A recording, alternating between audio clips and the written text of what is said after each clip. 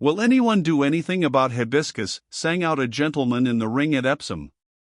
It was full of eager groups, round the betting post a swarming cluster, while the magic circle itself was surrounded by a host of horsemen shouting from their saddles the odds they were ready to receive or give, and the names of the horses they were prepared to back or to oppose.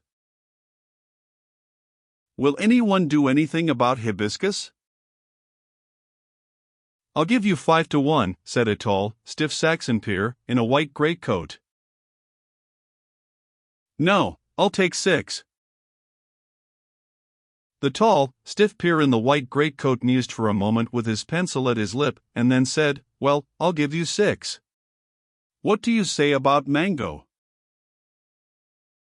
11 to 2 against Mango, called out a little humpbacked man in a shrill voice, but with the air of one who was master of his work.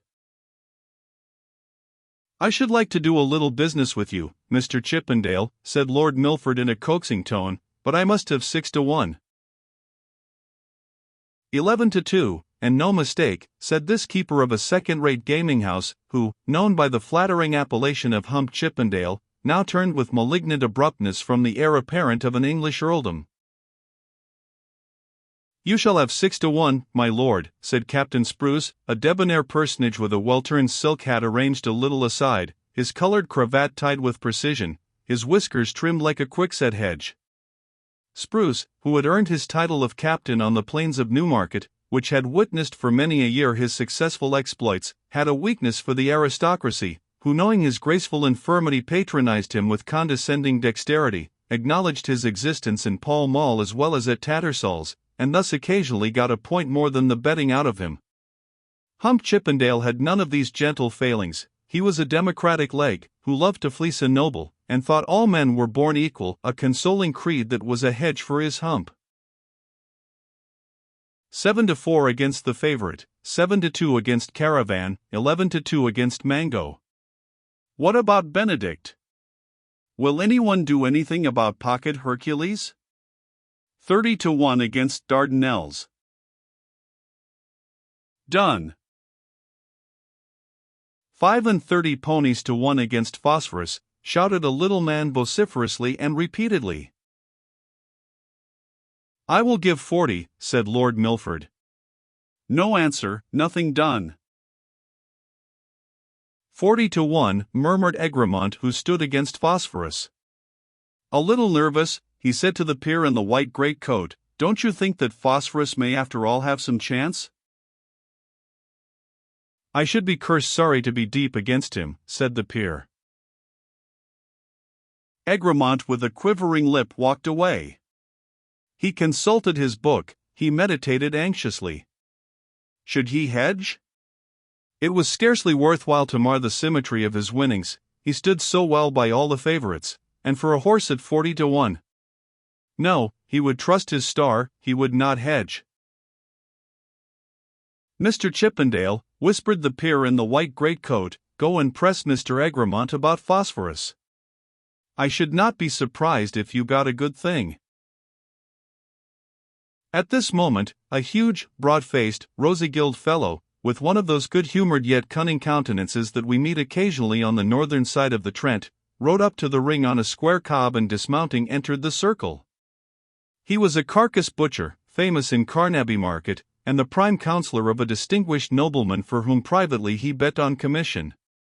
His secret service today was to bet against his noble employer's own horse, and so he at once sung out, 20 to 1 against Mantrap. A young gentleman just launched into the world, and who, proud of his ancient and spreading acres, was now making his first book, seeing Mantrap marked 18 to 1 on the cards, jumped eagerly at this bargain, while Lord Fitzheron and Mr. Berners, who were at hand and who in their days had found their names in the book of the carcass butcher, and grown wise by it, interchanged a smile. Mr. Egremont will not take, said Hump Chippendale to the peer in the white greatcoat. You must have been too eager, said his noble friend. The ring is up, the last odds declared, all gallop away to the warren. A few minutes, only a few minutes, and the event that for 12 months has been the pivot of so much calculation, of such subtle combinations, of such deep conspiracies, round which the thought and passion of the sporting world have hung like eagles, will be recorded in the fleeting tablets of the past. But what minutes! Count them by sensation and not by calendars, and each moment is a day in the race of life. Hogarth in a coarse and yet animated sketch has painted before and after. A creative spirit of a higher vein might develop the simplicity of the idea with sublimer accessories. Pompeius before Pharsalia, Harold before Hastings, Napoleon before Waterloo, might afford some striking contrasts to the immediate catastrophe of their fortunes. Finer still the inspired mariner who has just discovered a new world, the sage who has revealed a new planet, and yet the before and after of a first-rate English race, in the degree of its excitement, and sometimes in the tragic emotions of its close, may vie even with these. They are saddling the horses. Caravan looks in great condition, and a scornful smile seems to play upon the handsome features of Pavus, as in the becoming colors of his employer, he gracefully gallops his horse before his admiring supporters. Egremont in the delight of an English patrician scarcely saw Mango, and never even thought of Phosphorus, who, by the by, was the first horse that showed, with both his forelegs bandaged. They are off. As soon as they are well away, Chiffney makes the running with Pocket Hercules. Up to the rubbing house he is leading, this is the only point the eye can select.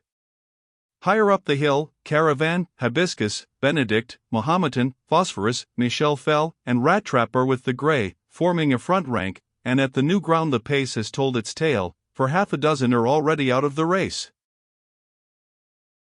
The summit is gained, the tactics alter. Here Pavus brings up Caravan, with extraordinary severity, the pace round Tattenham Corner terrific, Caravan leading, then Phosphorus a little above him, Mahometan next, Hibiscus fourth. Rat Trap looking badly, Wisdom, Benedict and another handy. By this time Pocket Hercules has enough, and at the road the tailing grows at every stride. Here the favourite himself is hors de combat, as well as Dardanelles, and a crowd of lesser celebrities. There are now but 4 left in the race, and of these, 2, Hibiscus and Mahometan, are some lengths behind. Now it is neck and neck between Caravan and Phosphorus. At the stand Caravan has decidedly the best, but just at the post, Edwards, on Phosphorus, lifts the gallant little horse, and with an extraordinary effort contrives to shove him in by half a length. "You look a little low, Charlie," said Lord Fitzheron, as taking their lunch in their drag he poured the champagne into the glass of Egremont. "By Jove," said Lord Milford, "only think of Cocky Graves having gone and done it."